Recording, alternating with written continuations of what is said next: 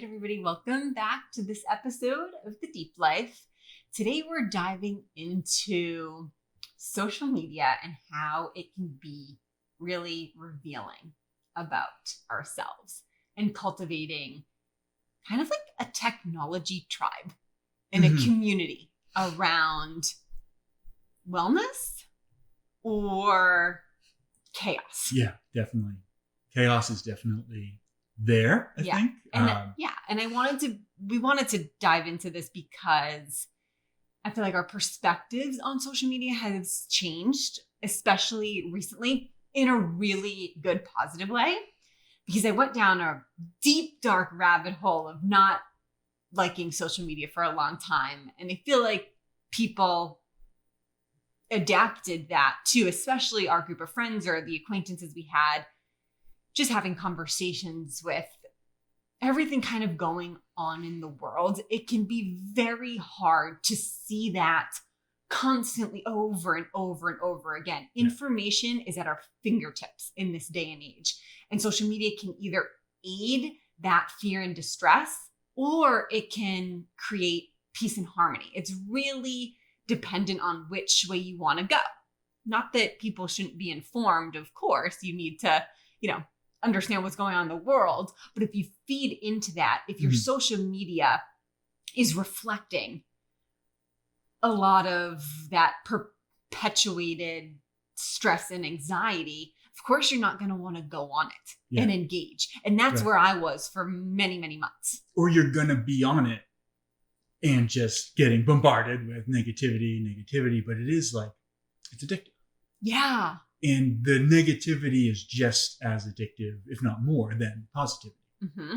So if you have a social media feed that is just echoing negativity and you're getting emotional and all worked up at it, you're going to stay on there. You're not going to be like, oh, well, that's negative and put your phone down and walk away. You're going to just keep in this echo chamber of negativity. And it can beat you down. Yeah. It can really, really yes. weigh on your emotions, your state, your health. Yeah.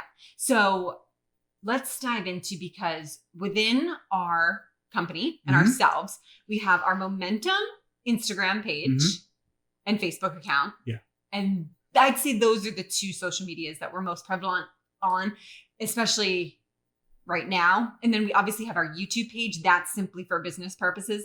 But then you and I have our own Instagram accounts. I have my Elise account. You have your Dan account. So what would you say is your decision-making process on either following or unfollowing certain accounts on your specific Dan account? That's not our Momentum account, because our Momentum account, we usually will coordinate with each other. Like, oh, this guy or this girl is doing something really cool in the fitness space or the health space or spirituality. And it's kind of like a mesh of us both, but for your own, and we're really talking individual here. It's a great question. A lot of it, I think, has been almost mindless for a long time. Yeah, same. Which is, I think, very common. And it's like, oh, this person followed me, I'll follow them back. Or same thing, like you're just saying, like I'll see something interesting and be like, this guy, a lot of it's fitness stuff. And I'm like, like these are cool workouts. This guy's doing something a little different. I'm going to follow this and kind of keep an eye on it. Stuff I want to remember. If it's a restaurant, I want to remember. Sometimes I'll just follow it so I get reminded a few times. But I think a lot of it, especially as far as like unfollowing, I haven't done enough unfollowing. I've kind of recently started paying a little more attention to it.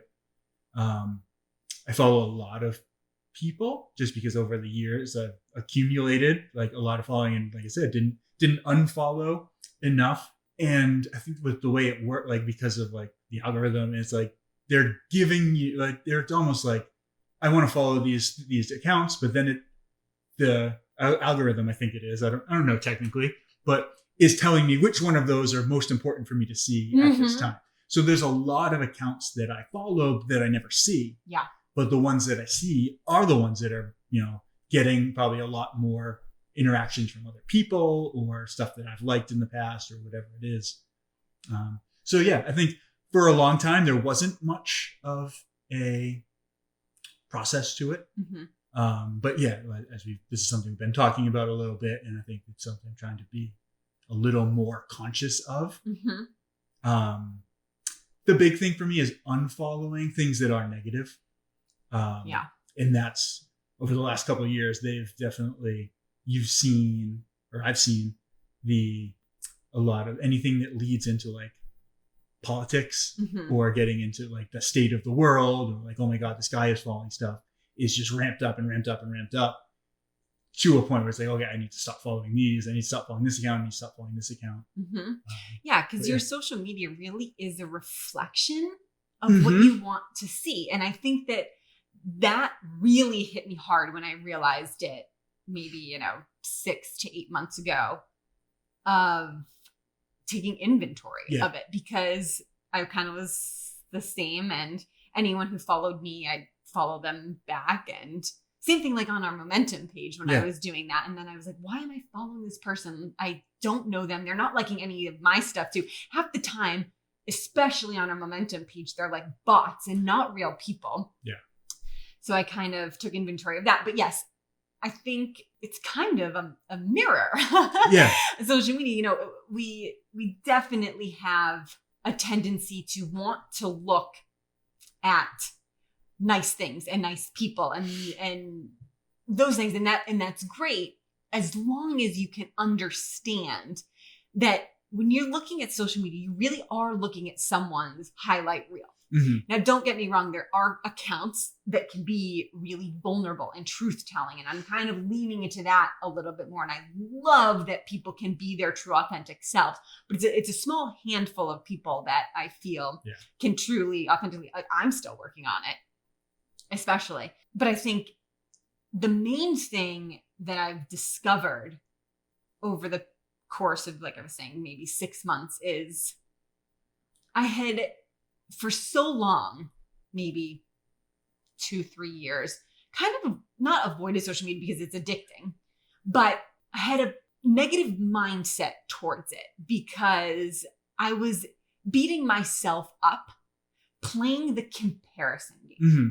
And I was comparing myself to celebrities and TV personalities, these movie stars, especially here in LA. It can get very exhausting looking at how much money people have and the glitz and the glamour. And even though those aren't the things I want, it's just your ego telling yourself, like, you don't have those things, so you must be wrong, or you must be less than, you're not worthy enough. And it was kind of defeating, where I felt like the conversations that I was having with like our friends and people who we knew, it's like, oh, social media sucks. I can't believe I have an Instagram account. And then I was like, wait a minute. I've designed my account to look at the other accounts I want to look at. Mm-hmm. And it was like, duh, just stop following these people. It was like an epiphany. Yeah. It was like my mindset shifted. It was like, okay, unfollow like all the housewives. I do not mean this in a bad way whatsoever. I used to be obsessed with the housewives. You were. Every single Housewives franchise I watched. And I mean, I really enjoyed it when I used to watch it years ago. And even when I stopped watching the Housewives and Bravo and all of those shows, Vanderpump and every single Bravo show, even though I stopped watching them, I still followed the people on my social media because I felt like I kind of knew them from the TV shows. And that's what you get with reality TV, right? That's the point, You're part of their story, their lives. I mean, they're on TV telling it. And then the social media is an extension of it. So even though I had stopped watching them on TV, I was still watching their life play out on social media. And again, the social media is probably the highlight reel of themselves, because you're getting fights on the TVs, but these are all pretty pictures of the gorgeous vacations they're taking, the new cars, the designer bags. And I was like, I don't want to look at this anymore. Okay, don't. And I just started unfollowing all these people. And it was the most beautiful thing ever. And it's not to say that anyone who follows these people are bad. For my own self, for my mental well-being, like I was saying, I was playing the comparison game. Yeah. Mind you, I didn't even want to do or be what these people were doing and being, But it was just the reinforcing of that narrative as you don't have as much money as them. You don't look this way. You haven't had plastic surgery. And it was so defeating and exhausting. I feel like it's like subconscious. Yes. Because you're not like going on there and saying to yourself like, oh man, I don't have that. No. I don't have that. I don't have that. But when it's that I want that, your subconscious is hearing, I don't have that. Exactly. And it really does like it messes with your perception of the world. And when it's so much, when it's constant and you're bombarded by it, like there's no break from it. And it also happened to me with fitness accounts. I should want to point this out too, because especially where we're in this wellness space, when you're following accounts, social media influencers that have millions of followings, I mean, their pictures are on point. Like the sweat on their abs is so perfectly glistened because these pictures are professionally taken and they're friggin' ripped and they have like the tannest bodies. They have extensions in their hair that's making like their flowing hair. And like, you know, the guy's pecs are perfect. And everybody wants to look at that because us as society has deemed what's appropriately sexy or beautiful or handsome. And if you don't have those 6-pack abs or the chiseled jawline or the defined look in your legs, like you're saying, it's not that you're saying, oh my gosh, my legs look fat today. It's your subconscious mind telling you don't look that way. Yeah. You don't have as many followers.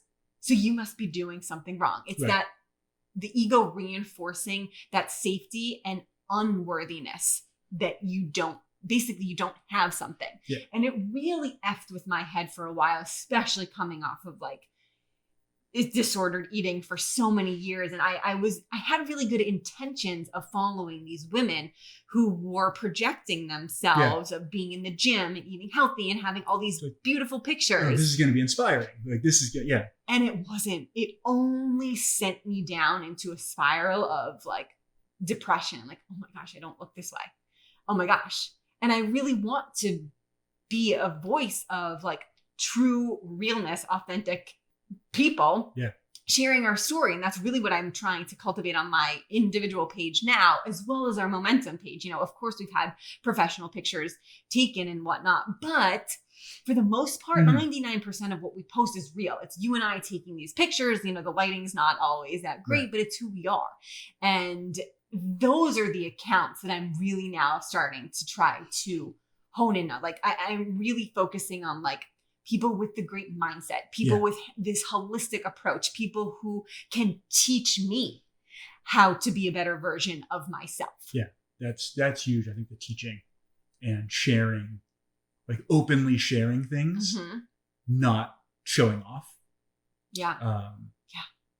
People who are like kind of in the sphere of like personal development over like how they're trying to like represent themselves to the world. Like they're not putting on a show. I don't want to go on Instagram and just see people putting on a show. I want to learn things. I want to be inspired and motivated. Yes. And I want to like just learn from people. Yeah, I think that's where Instagram, especially and even Facebook too, like it's kind of evolved, because when it began, I don't know, what was it, 15 years ago when Instagram came out, and Facebook, same thing. I don't know, around that time, it definitely was more picture focused. Like it was always pictures.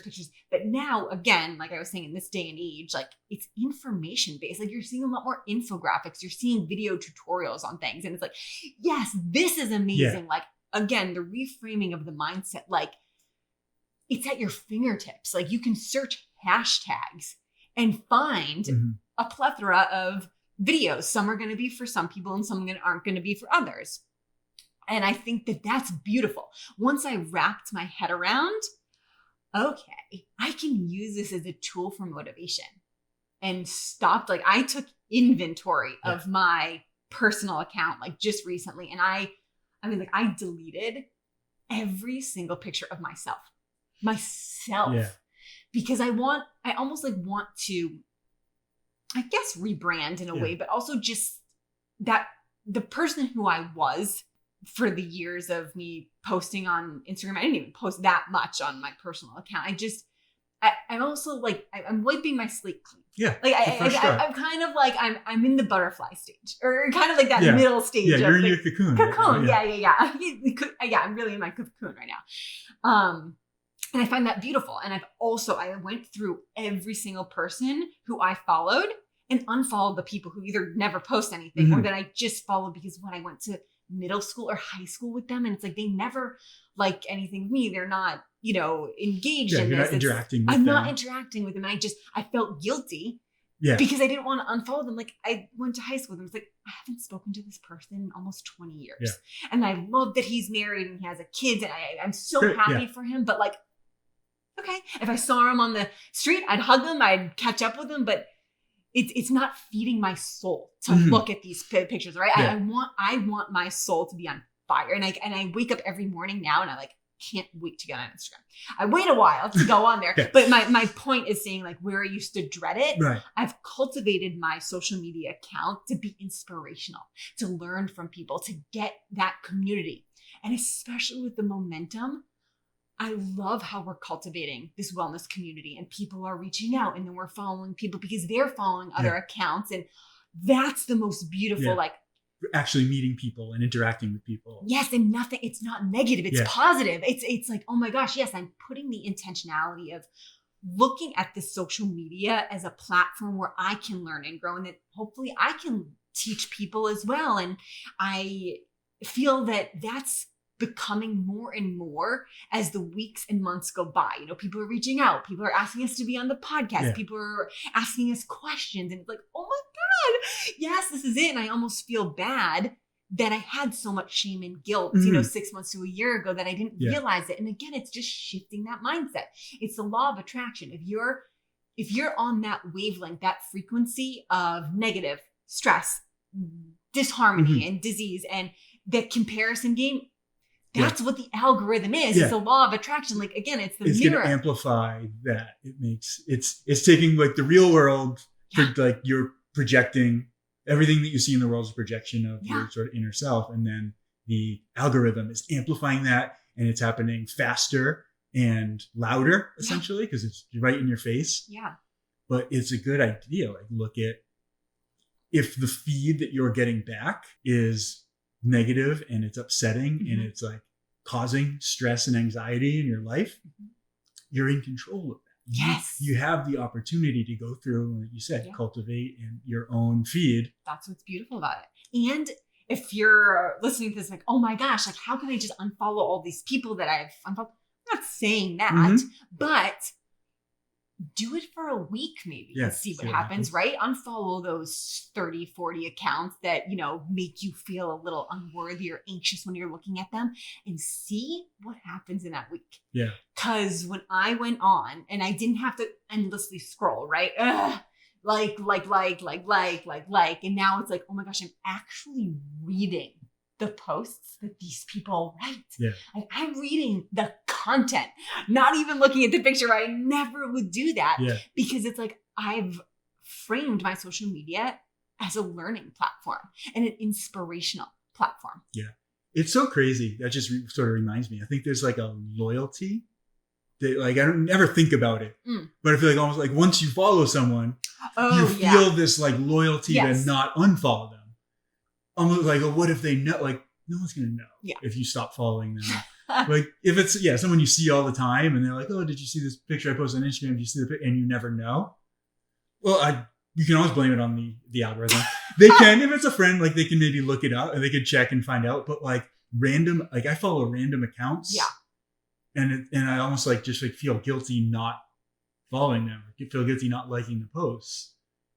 And it's such a weird, like I'm giving up my own sovereignty. I'm giving up my own autonomy to choose what I cultivate. Like it is my Instagram feed and I'm looking at people's stuff that like, I don't even really want to see. And in the same, like you said, like I follow so many people that I just never got to the end of it. I remember like scrolling through on like the momentum page where we follow significantly less people.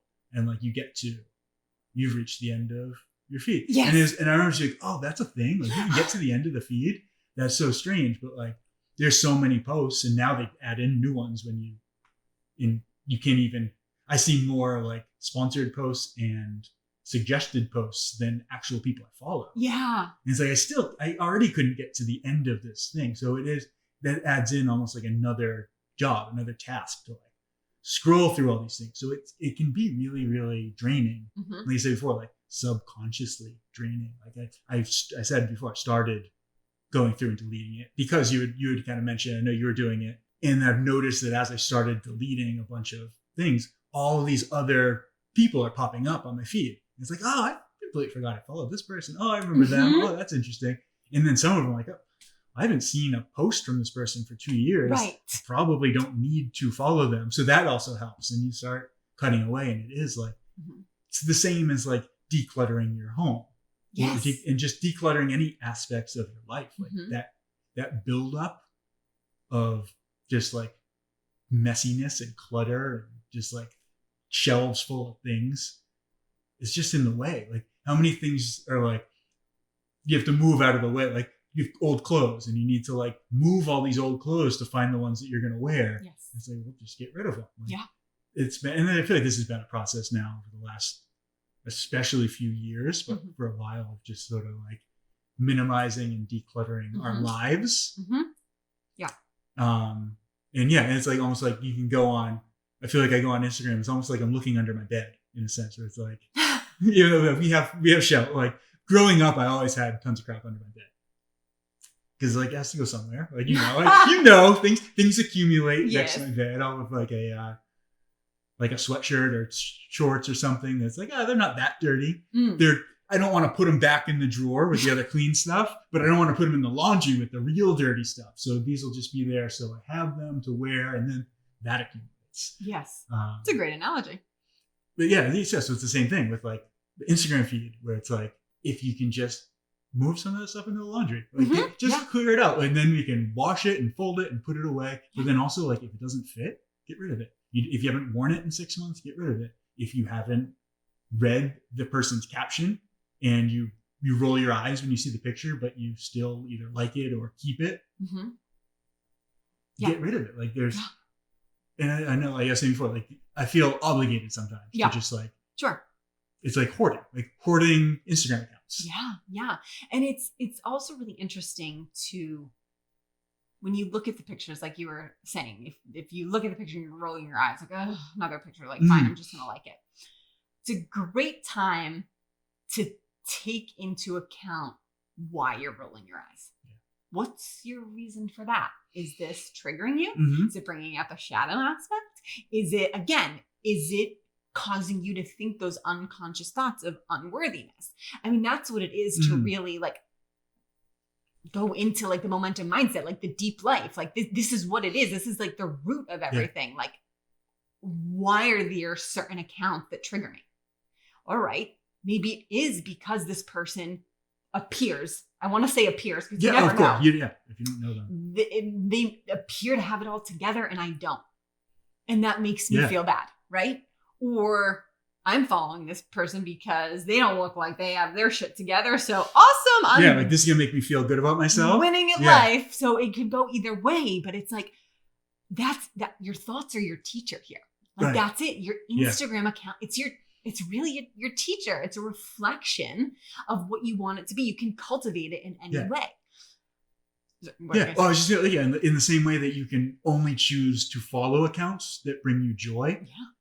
You can also use the accounts you're already following. If you're one of those people who are like, oh, I hate social media, I hate Instagram, and then you're on it for an hour every day, there's something going on there. So let's look for clues. Let's find the thing. Like I'll sit and scroll constantly. Like anything. Like it's when there's like a dull moment, like I'll just find myself reaching for my phone. It's like that's telling me something to begin with, and then it's like, what are those things I'm looking at telling me? It's like the example of like you see this person posting these every day, and every day you roll your eyes about it. Well, what is that saying about you? Why did you follow it in the first place?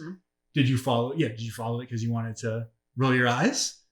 And then like, what are you getting out of that? Like, is there any value? So it's, I'm actually this is inspiring me. I can't wait to go through and stop following 1,000 people.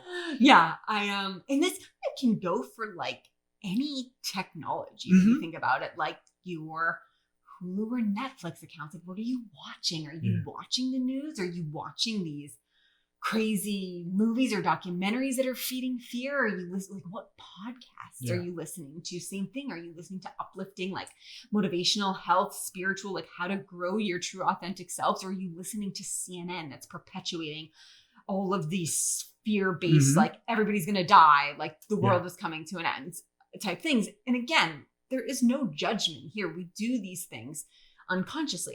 I remember when I used to be obsessed with true crime. Oh, yeah. When I say obsessed is an understatement. That is all that I listened to on podcasts. Like, it was one in a few that I would listen to that was like pertaining to health and wellness. Yeah. I listened to every true crime podcast. Yeah. It's so funny now because I feel like whenever documentaries come out, like Netflix or Hulu or something like that, it's like, oh, this new like crime documentary. Oh, I listen to podcasts with that. Yeah. I already know about it. Like, Tiger King, listen to the podcast. Who knows about that stuff? The Shrink Next Door on Apple. Listen to the every podcast. Every like, I'm not kidding you. Like, I would just scroll and scroll and scroll. I would binge it within 2 or 3 days. These episodes, and I'm not even sure why I liked the true crime. I'm still trying to identify that. I don't know if it was like the chase, the mystery, that I did like it, but like it also perpetuated this fear in me.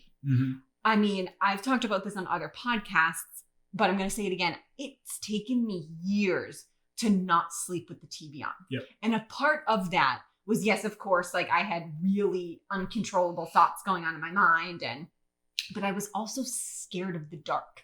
I was petrified that someone was going to break into our house, our apartment, anywhere, and they were going to rape and murder me. Because I was constantly listening to these fear-based true crime stories, but I didn't stop listening to it. Do you know what I mean? And so, you're not better prepared. Like, if somebody broke in, you weren't like, oh no, I've listened to 17 documentaries or podcasts that went like this. I can protect myself. No, you're just scared. Yeah. But like that's what fear.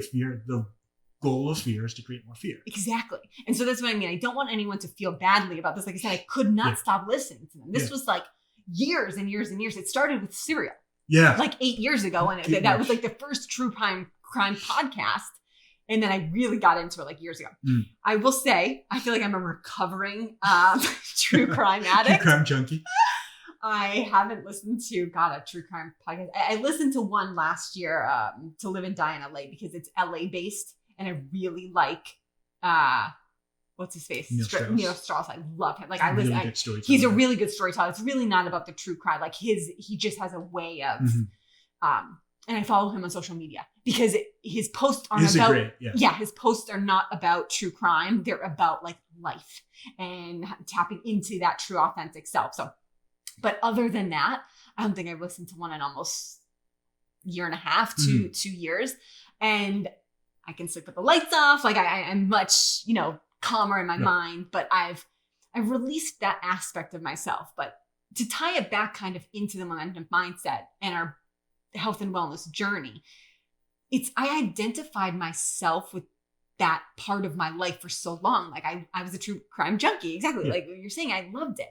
And then I was like, all right, I got to the point where I was like, I've got to let this go. Yeah, it's not serving you. But it was really sad for me. It was like, oh my gosh, like I'm about to end this chapter of my life. And it took me a really long time and a hard look at myself at why I had to identify myself with that for so long.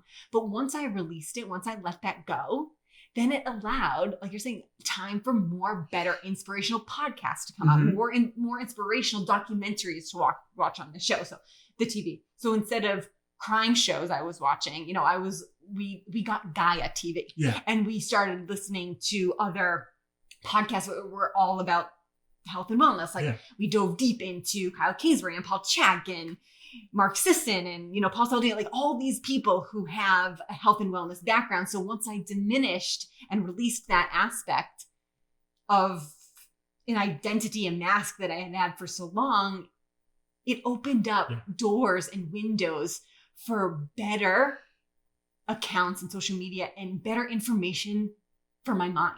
And it's helped so much. So that's really like what I'm trying to say is cultivating that technology, that social media community. You don't have to be best friends with everybody, but the community, I mean, like, you know, these certain accounts that are going to be uplifting to you. Yeah. And that's so amazing. And it is. It's crazy. Like, you get to meet people from all over the world, like literally like have conversations with people that you never would have been exposed to, but you can find someone who lives, you know, wherever they are, who's doing similar things to you, who believes things, who's maybe a little further along on their journey, and you can learn something. You can get insight.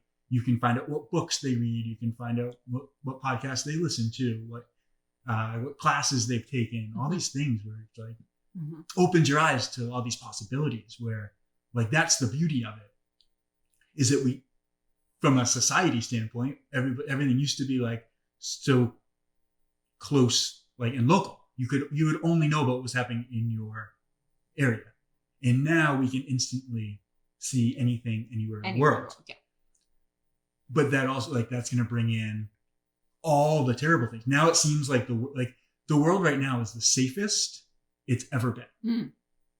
But we're constantly bombarded with like, whoa, you think it's safe? Well, this house got broken into 1,000 miles away from you, and there's fires over here, and there's an earthquake, there's a hurricane, there's a war, there's famine, there's disease, there's a virus, like, oh, all these scary things.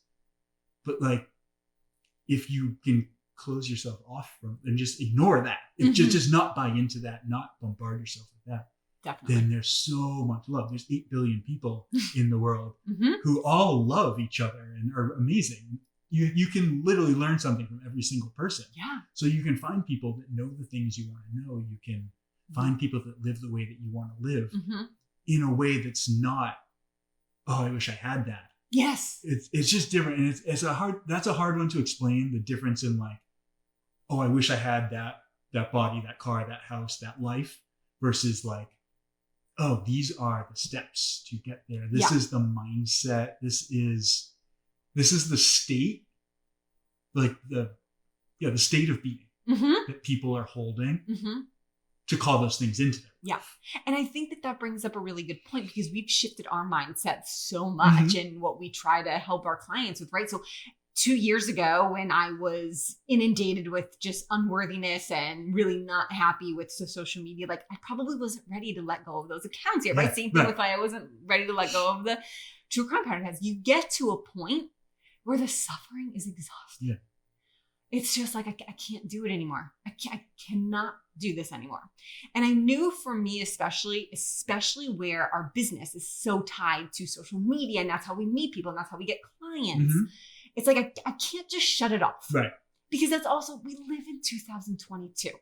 Like social media, that's how the world works right now, right? So it's really cultivating the platforms to aid you in your journey, not dismantle and like defeat you. Conscious intention. Yes. In the same way that you should consciously eat, and you should constantly you should have a bedtime, and you should you should wake up and go to sleep at the same time. You should eat real food. Like, you know who motivates me so much now when I look at Instagram?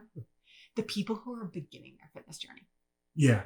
Because to be engaged, I'm constantly searching hashtags and things like that. And I'll search hashtags like sweaty selfie or like my fitness journey. And I used to, years ago, like when we first started, I'm like, oh God, this person is doing this wrong. Or like, oh, she shouldn't be eating that. Now I look at it and I'm like, hell yes. Yeah. Go woman, go, or go man, go. Like you are freaking doing it. Like I'm clapping, like you don't know I'm clapping for you, but I'm just putting that energy out to you. And I feel badly that I didn't have that mind frame before because I feel it.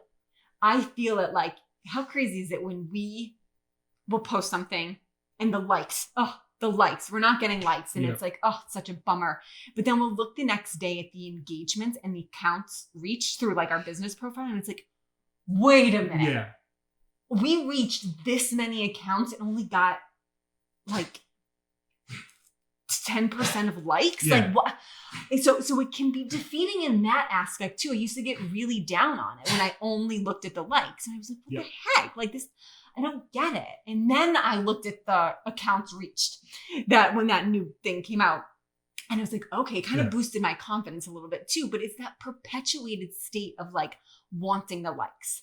And I again, it was me and my unworthiness. Like, why do I feel, whether it be on my personal account or my Momentum account, if I put up a picture, I have to get X amount of likes to be validated?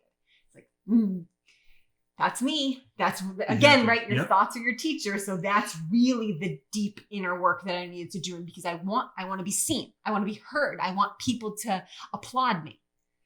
But again, that's the external validation that I'm looking for. I'm like, I could care less. If we don't get any likes on the photos, it's fine. Yeah. I know that this is really good information that I'm putting out. If you want to like it, great. Yeah. If you don't want to, fine. Scroll by it or unfollow us. At Momentum Strength Wellness on Instagram.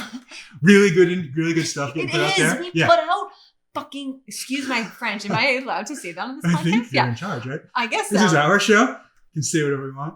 We put out really good content. Yeah. Really good informative Useful content that I wish I had, 5 years ago, which is the point. So if people aren't ready and receptive of it, that's okay.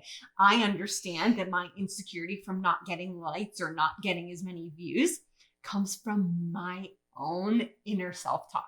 It has nothing to do with the people. It's all about me. And again, right? So social media has been such a big teacher. Yeah. And then also, like, even if that post is really useful to somebody, they still might not hit the like button. Like, oh my gosh. How excited do we get when we see that our posts have been either saved or shared? Yeah. That's almost gold. I was going to say that before. Like, we'll like, oh, this post, like, it only got like 85 likes. And then we'll go on and be like, oh, but like 2,000 people saw it and 15 people sent it to somebody else. And it's like, okay, there's people out there that are benefiting from this, and they're benefiting so much from it that they want to tell other people about the benefits. Mm-hmm.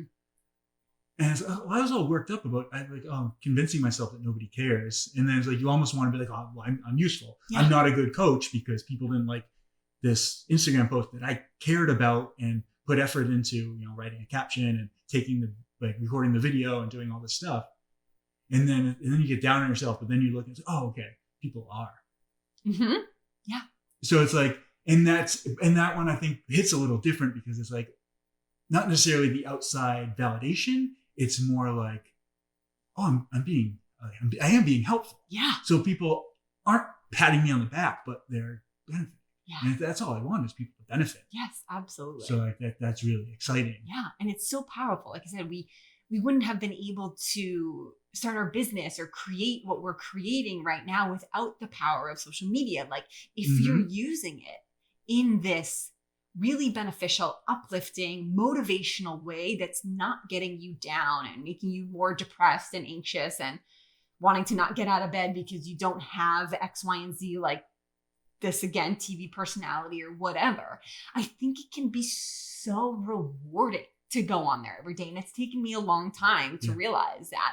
And I think that people really aren't having this conversation because it's kind of awkward and weird and like, social media is great, but it's also, it can be detrimental.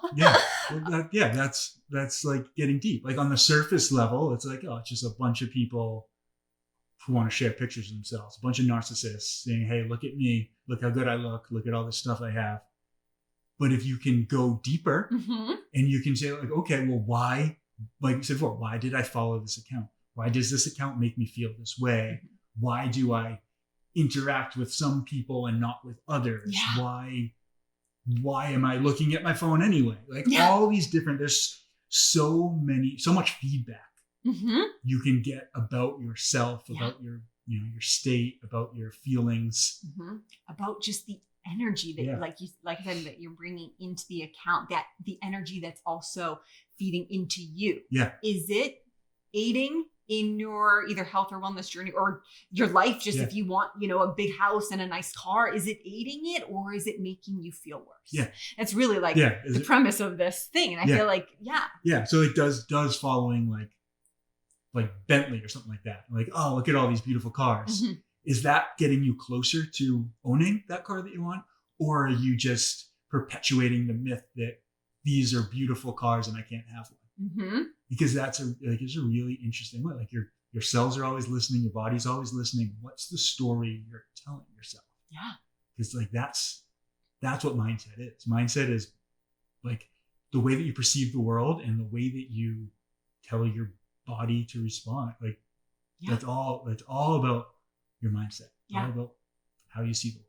Yeah, I think social media can really be a useful tool. So just, if you, like you were saying before, if you're on there endlessly scrolling, just rolling your eyes, it's interesting to like take a little bit of mental note. Yeah. And like you were saying, clean out, revamp, rework. I mean, there's rebrand yourself. Yeah, rebrand But yourself. it's also interesting, like the stuff that you post. Like, I didn't really think of that. Like why did you post that picture? Why, like, people aren't liking it. Why are you upset about? Is it like, what does that say about you? Mm-hmm. Not that there's anything wrong with being upset. It's just, this is like the personal work. As far as self-development, the stuff you don't need to tell anyone about, but you can sit and think about. Yeah. The questions you can ask yourself are like, well, why did I post that picture of myself instead of the other ones? And why did I get upset when people didn't like this one? And maybe compare one post to another one. And maybe like neither of them got a lot of likes, or they both got a lot of likes, but you feel differently about it. Yeah. Why? It's like there's so many great questions. I used to do that all the time on my personal account when I would take, probably like 15 pictures of myself, and I'd be like, okay, these are the 3. I would take pictures of you. And then I would like choose my 3 favorite, and I'd be like, okay, this is my favorite, and you'd have a different favorite. It's all of it's all about the perception. Like, I'm perceiving myself in this way, but you're perceiving myself like, no, I like this picture of you better. And it's like, oh, whoa. So it's all relative, like, right? Everything, It's really interesting. So I think social media can be such an amazing platform. Like, I'm on the social media bandwagon. I mean, I've definitely trying to step into my being a little bit more vulnerable and sharing a bit more about myself on my personal account. I feel like the momentum was like us, but that's why I've kind of cultivated a newer rebrand for myself on my personal account, because I do feel like I'm ready. Like, I kind of had an imposter syndrome. We both have this, of course, where it was like, oh my gosh, my pictures aren't going to look that great. They're not that professional. It's like, oh, what am I worried about? We have iPhones. iPhones are better than half the cameras out there now. So it's really taken me a while to cultivate this mindset of understanding that my fear was all in my own head and I created this, but I can recreate it in the best way. Yeah.